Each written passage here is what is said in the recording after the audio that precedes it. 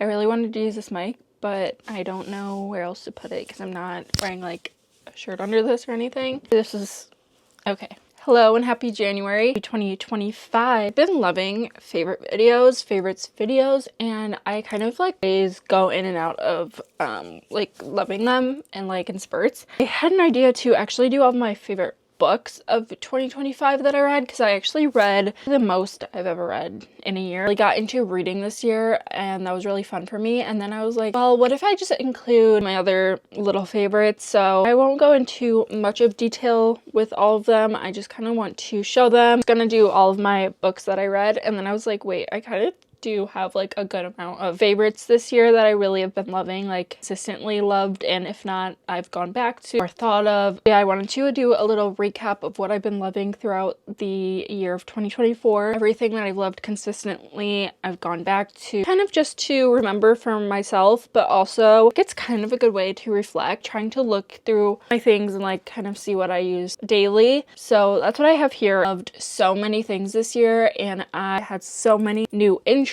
hobbies, all of that. Let's just get into it. I kind of sorted them out by category, but we're gonna go into my like health, wellness, everyday wellness things, I guess. I do have a few. I feel like this year I finally kind of nailed down what works for me. I have an incense burning, and it's like blowing right in front of me, and I feel like it's making my throat so dry while I'm talking. The thing that I wanted to talk about, I actually did not bring downstairs. It's in my kitchen right now. And that is a tea that I drink every single night, and if I don't drink it, I honestly feel like I can't sleep, and it defines my night routine now, which I love. I feel like I've always wanted to have like little rituals. This is 100% a daily ritual at this point, and that is tea. I drink peppermint tea every single night, and then I also have a sleepy time tea, a sleepy time melatonin tea, and I really love the melatonin one. I don't think there's even that much melatonin in it, but it really does make me go to sleep way better.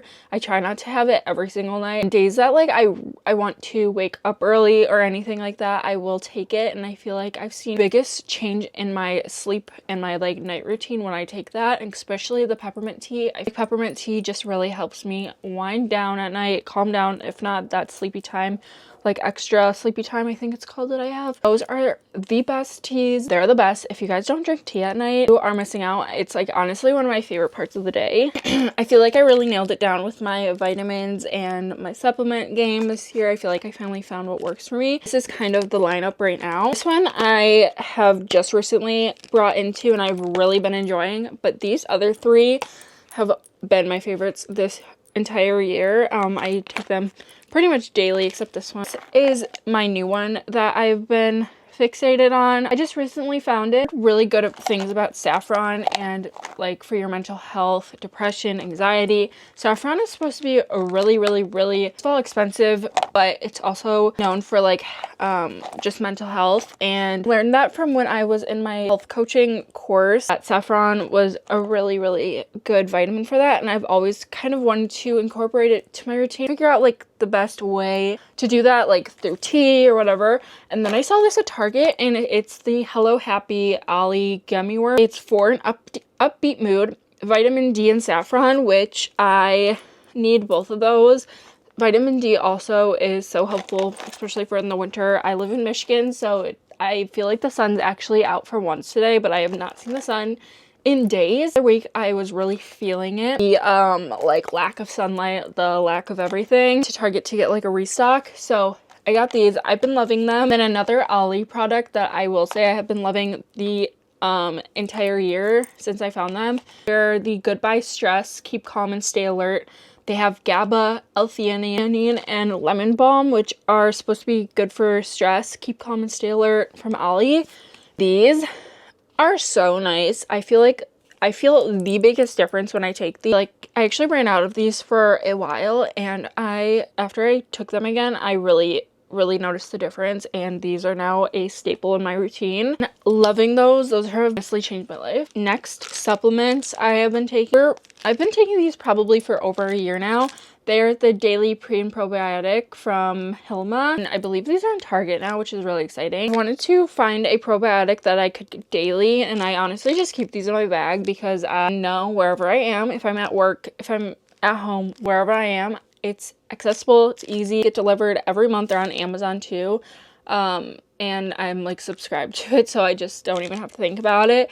But these have changed my life. Happy mind, happy gut, or happy gut, happy mind. My next ones are the pink bottles. My favorite water bottles ever. I also have another water bottle that I'm going to talk about, but these are everything. I love that they have the cap, because if I'm in the car and I don't, like, these don't really fit in your cup holder, so it comes really in handy to have these screw-on ones. And then they also have like the straw lids too. Pink and brown one. I also have the other lid, like each of these lids in these colors. Always get compliments on these. Also, just saying, if you want to feel so cutesy, I take these to like classes, work, whatever it is, and I feel like these are the best because you can either put water in them. I also use them as like travel or tumbler coffee to go mugs. Like, honestly, I put a lot of coffee in this pink one, lattes, whatever, to go. And same with this one. They are just the best. These are my favorite things ever. I feel so cute with them. They're such a vibe. These are the best things to ever exist. I'm pretty sure they're at Target, by the way, now, which is so exciting. I love them. They're so cute. I think everyone needs a pink water bottle. But speaking of water bottles, because I also have another favorite, this has been my water bottle of the year. The Owala water bottle, and it's the best. It just is. It's so dented. I don't know if you can see that. You definitely can. It has become my favorite thing ever. I love that it's pink. It's everything to me. It's so cute. Keeps my water so cold. Like, the Owalas are very popular right now, but I feel like they're so popular for a reason, to be honest. I love that you can just walk around with it like this. It is just so nice. It has a straw. It's the best. So if you're looking for a new water bottle this year, this is the one to go. This is the last little wellness thing I have last year for Christmas, and these are the best. And it is this pink eye massager. It's like a eye mask, and it heats up, massages. You can Bluetooth music. I've used this for so many occasions. So like, if you have a migraine, if you have a headache, if you don't feel good, I'll use it then. Or it's a really good product to have to wind down. As I was saying, if you have trouble falling asleep or anything, this is so nice because it just is so relaxing. I think it goes on for like 10 or 15 minutes, and it vibrates, heats up, it massages you. I've also used it for like meditation in the morning, at night, with a podcast onto it. I've done that before to kind of keep you entertained, but they are the best thing that I've ever gotten and received, and they're so cute and pink. I have some beauty things that I've been loving this year. Here are some of my favorite beauty things. I'm a lip girl. I love a good lip when I have dry lips. Therefore, I always have a million lips all over. This one I've been loving recently since I found it. It's an Alp stain, and it's just in this red color. Also really love the Rhode lip tint in any color. I have a few. This one's in Toast, and I really do like this one as well. This one's probably my favorite. This one is a favorite for sure. This is a sample size that I've used. Let me show you. I can't even get it out anymore. I scrape it out. It's like, I need to throw it away, but it's so good. I need to get a new one. It's the Clinique Black Cherry. I always call it Black Cherry. It's the Clinique Black Honey. So hydrating. It's like the perfect grandma shade. I don't know if that's offensive, but I do feel like I like low-key look like a grandma when I have that shade of color on my lips. But I love it, love it, love it. I've used this to its core. So good. I also love this Merit blush. And it's in the shade Mood. It's so pretty. It's just this berry color. My other ones have been this Say concealer. I really love this. It's so hydrating, so good. Finish is just so pretty, and I love it. I'm almost out. I have to get a new one. My last one is the Say Slip Tint, and it is a sunscreen tinted moisturizer. So good. I need another one. I have it in the shade 1, and I use this pretty much every day. Even on like no makeup days, I will always still put this on because it makes my skin, like, I just feel so much better when I wear it. I look way more brightened, moisturized, everything. This is the best, and I'm gripping it. I just love this so much. There's some skincare that I've been really liking this year, and they're both Rhode skincare is so good. I have very dry skin, like so dry, especially right now in like winter. I just get so flaky and it drives me crazy. Like, I feel like, what's the temperature right now? 23 degrees right now. It's when my skin gets the worst because I get so dry and flaky, and like nothing really can fix it except I feel like these really do help, and Aquaphor, which honorable mention. Road glazing milk. I also need a new one of this. This is so good. This is so moisturizing. It's so good. It makes me feel so glazed and beautiful and gorgeous. I love the Barrier Restore Cream.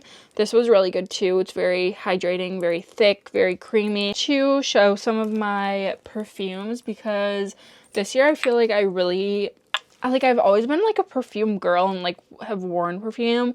I feel like I really nailed down my like favorite scents though, maybe, which is Glossier You perfume. Glossier You. First of all, it just is my favorite perfume ever. This one is the best. I also almost need a new one, which is really sad because I feel like I just got this. I also, of course, love the packaging. Like, that's, come on. That is beautiful packaging. Another one that I will also honorably mix in, I'll kind of switch it off of these. I've been really into mixing perfumes this year, making your own scent, creating something. This is Ambery Saffron by Dossier, and it's plum, oak moss, amber. It just also feels very clean, but also very like almost kind of sexy in a way, and it's so good. One that I just got for Christmas, but I'm putting this in because it's already been a favorite, is Orabella. This is the nightcap one, I believe, and it's so good. But this is the nightcap by Orabella. It's so pretty, and honestly it feels really nice when it feels kind of like luxurious because it's pretty oily and so nice and warm smelling. So I've been really obsessed with that. I also wanted to show some of my favorite fashion-y kind of thing. I do have some pieces that I've just really loved this year, like consistently, kind of through every season, I would say, for the most part, that I really just loved. Starting off with shoes, I've been loving ballet flats. I feel so girly and pretty and gorgeous in ballet flats. These ones are from Wild Fable Target. They're, oh my gosh, why are they so like hairy? These are just like the perfect little ballet flat. They have a little bow, they have a little strap, which you could also don't even have to wear and just wear it like this. I find these such a good work shoe, everyday shoe, whatever I'm doing shoe, with a sock in the winter. Like, it's so, they're the best. And I actually stole these from my sister first, and then I copied her because they were so cute, and I'm pretty sure when I got them they were on sale for like $20, maybe even less. But they've really held up and I just love them. I also love these ballet flats that I got when I got these, and I definitely need a new pair soon because I just noticed that. They're kind of like this foiled silver shoe, and these are from Steve Madden.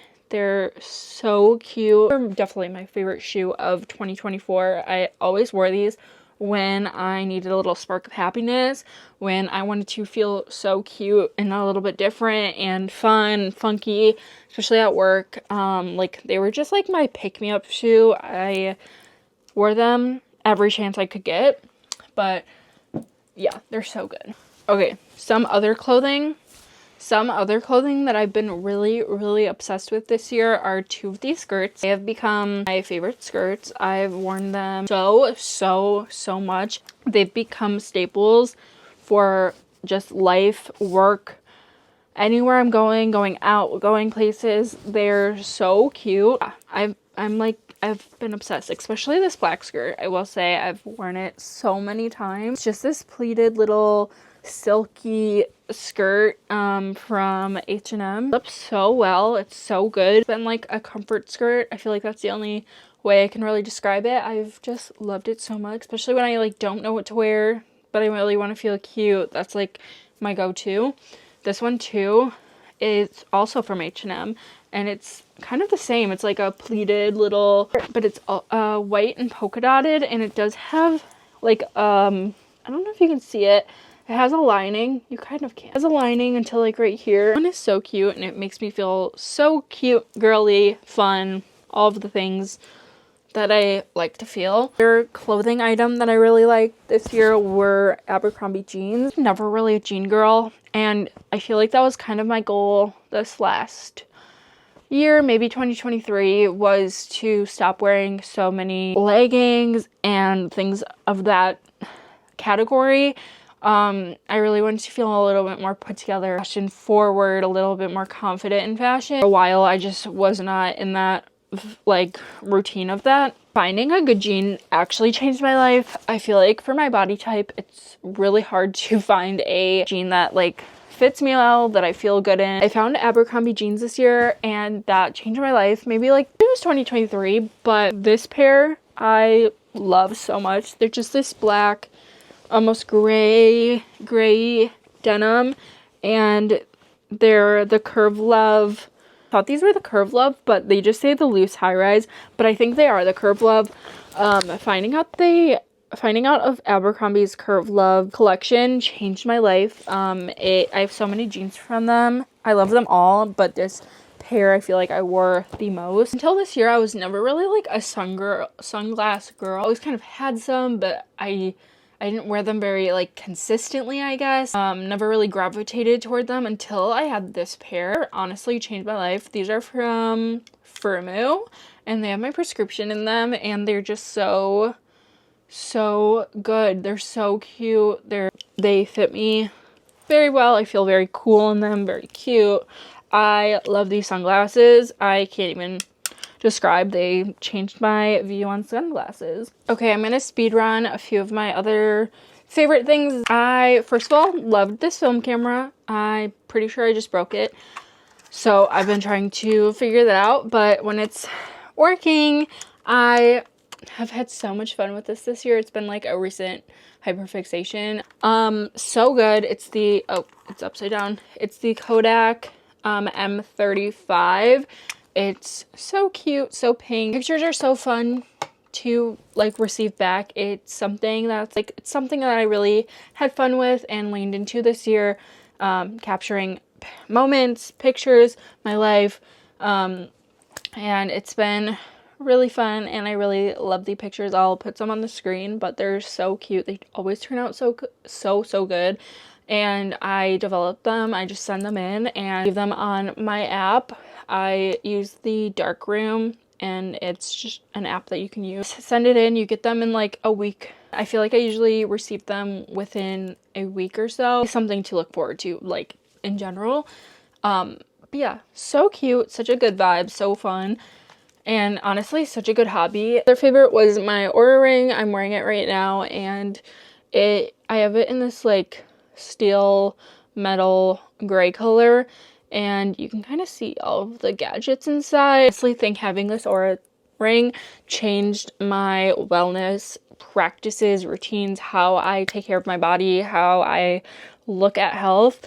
I can see so many different things in the app, and it tracks so many things like sleep, and I feel so much more in tune with my body. I feel like this from this ring this year. It tracks so many things like sleep, your fitness, your period, I'm trying to think, HRV, every single thing that you could possibly track, it tracks, and it's so accurate. It's almost scary, but I really look at it. I look at this app every single day, multiple times a day.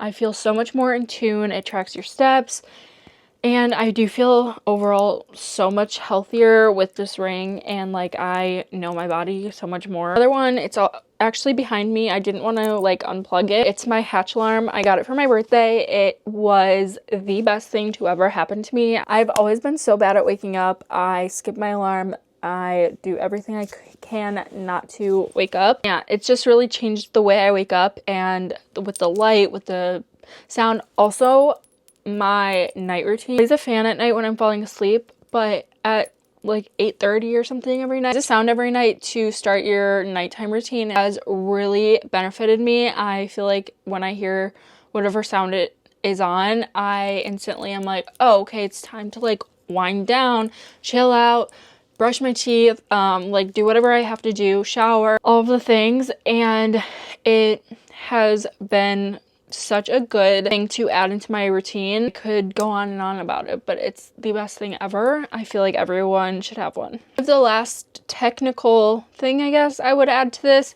is my Kindle. I was such a book girly, like physical copy book, and then I realized I had a Kindle.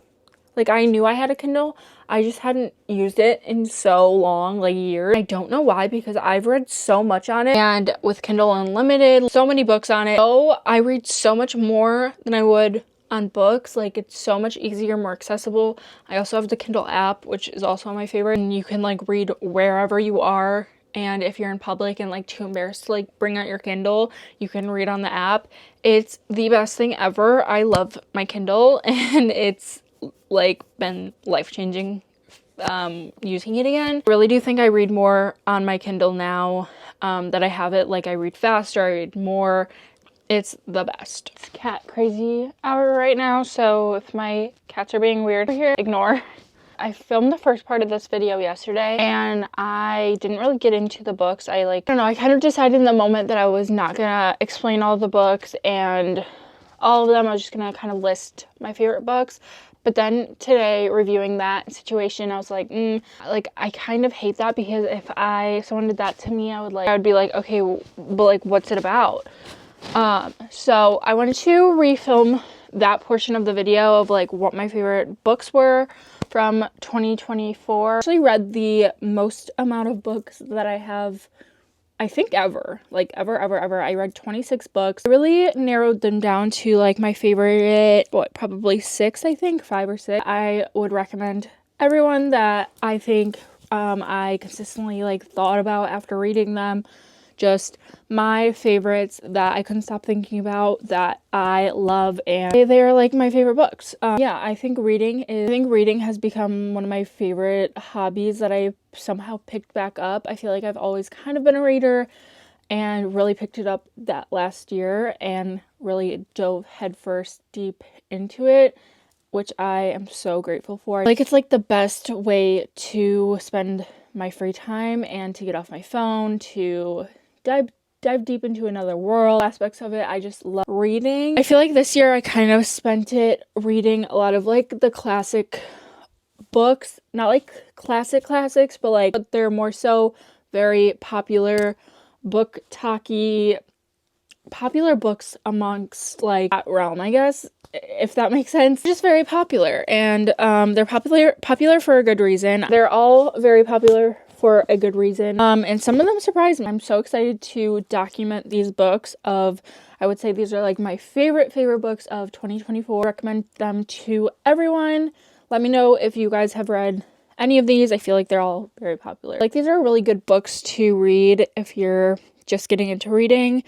For the most part, I feel like they're all very interesting. Let's get into it. These are all my favorite books of 2024. One of my first books that I actually read at the end of 2024, I read in December. My favorite books that I read this year was actually at the end of December. To throw it in, because it truly, I have gone down such a deep rabbit hole from this book, and I have like a new obsession. I don't know if that's like the right word, but I've been really enthralled by this book. And I actually don't have the physical copy. Except I did gift one to my parents for Christmas because I knew they would love it. The book is From Here to the Great Unknown by Riley Keough and Lisa Marie Presley. They created a book, and let me tell you, it was the most beautiful written book and audiobook I've ever listened to / read. It was so good and so well done. Like, this year I was obsessed with Daisy Jones and the Six, and all that time I had no idea that Riley Keough was related to Elvis, and that truly her on the Skinny Confidential, and I pretty much was like, oh, like they're related, and it was like the biggest mind-blowing situation I think ever. It's basically a memoir between Lisa Marie and Riley and their experience in the light of fame being related to Elvis. It was very, very heavy on grief and like the darkness that fame gave their family. The book was also so incredible. It had little snippets of Lisa Marie talking about certain situations when she was writing the book, and then she actually had Riley help her finish it basically because she just like couldn't do it. And yeah, I was just truly actually enthralled by this memoir. It consumed me. Once I found out that information within the span of like a week, I started that book, finished it in I believe a day. I actually was so obsessed with that book. I finished it in a day and I was so obsessed. I want to go to Graceland, everything to do with Elvis and learn about all of them. I'm like so weirdly obsessed, and I don't want to say obsessed because I don't think you're like, I don't know, it's like their life and it feels very emotional and sensitive, but that book was genuinely one of my favorites ever. The next book I also don't have, and that's The Virgin Suicides by Jeffrey. I don't know how to say his last name, Ujidi. I'll put his name here. I genuinely cannot say it, but that is about 5 sisters. That book actually takes place in Detroit, and it's about 5 sisters, the Lisbon sisters, and it's taking place in the suburbs of Detroit. That book I just really liked because it had a very dreamy and beautiful, like mysterious vibe to the sisters. I love when an author can like make a book very dreamy and encapsulate that. The whole book was pretty much through the eyes of the girls' neighbors across the street who were like the boys, who were like truly fascinated by them, and they were like truly obsessed, truly fascinated. There's pretty much some sort of like doomness from the start of the book surrounding the sisters, and yeah, it's just very dreamy, very secretive, and I love that there was a movie to it. I did it and it was so good. The movie was also so good. It was the best. So love that. The next book that I read this year was at the beginning of the year. I read The Bell Jar by Sylvia Plath. This is an actual classic, and it was everything that everyone loves it to be for. Everyone loves this book for such a good reason. I get it, and I always kind of did, but I was really excited to finally read it for myself and, you know, understand all of the lore behind it, the big tree, and I really wanted to read a few classics this year, which I did, and I'm very grateful I did. And this book is basically about Esther Greenwood. She's a college student. She wants to become a poet.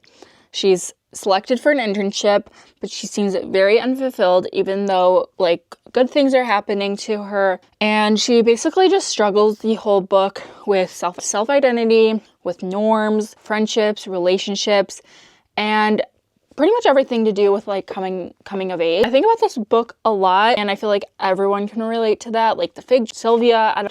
Honestly, I always remember this one quote from this book, and it's about a bath. It really reminded me of my mom. It's like very similar to like what she would say. And it's basically about like how a bath kind of fixes most problems, and I wrote down the quote, and there must be quite a few things a hot bath won't cure, but I don't know many of them, which pretty much just means like there's a lot of things like a bath can fix, like not everything, but a lot of things. And that quote just stuck with me. It just seemed very Pisces woman. That's my mom, and I just always remember that quote from this book because it's so true. And I feel like that kind of sums up this book. I feel like it was very relatable in some ways. It was definitely like dark, and it definitely had like a darkness to it in general, but it was so good. It was everything. I really love this book. Next book is actually a series, and I would recommend every single one of these books. They're all of my favorites, especially the first one.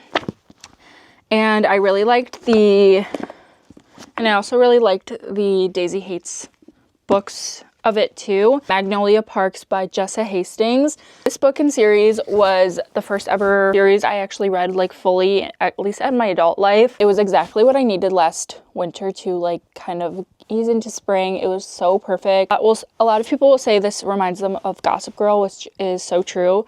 The book follows the lives of, I'm reading the description off my phone that I kind of made for it. Follows the lives of wealthy, rich friends who live in New York, but also they focused on the love life of 2 main characters, and then it switches every book to, which is like the Daisy Hates book, goes back and forth between the friends each book, and every book was quite literally so amazing. and I still think about them all the time. They're so good, and there's definitely a lot of like trigger warnings in them, so if you're sensitive to any of that, look them up before you read them. Really enjoyed these books. I really loved them.